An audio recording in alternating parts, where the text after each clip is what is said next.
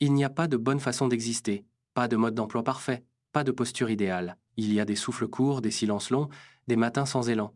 Et ça aussi, c'est de l'existence. On voudrait parfois cocher des cases invisibles.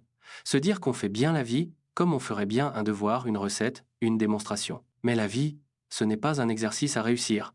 C'est un espace à traverser. Et chacun le fait à sa manière. Certains parlent fort, marchent vite, aiment fort. D'autres observent, attendent, se cachent un peu. Il y a ceux qui bâtissent des choses visibles. Et ceux qui, en silence, reconstruisent juste leur souffle chaque matin. Les deux existent. Les deux méritent. Les deux comptent. Il n'y a pas de bonne façon d'être humain. Il y a 1000 manières d'habiter le monde.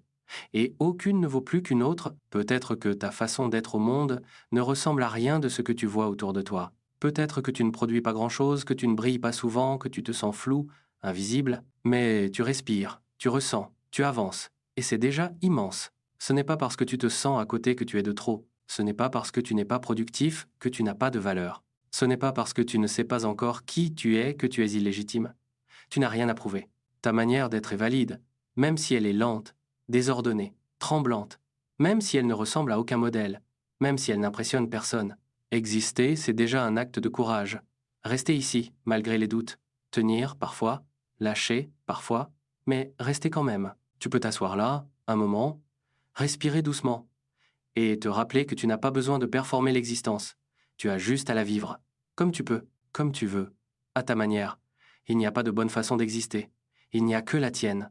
Et elle suffit.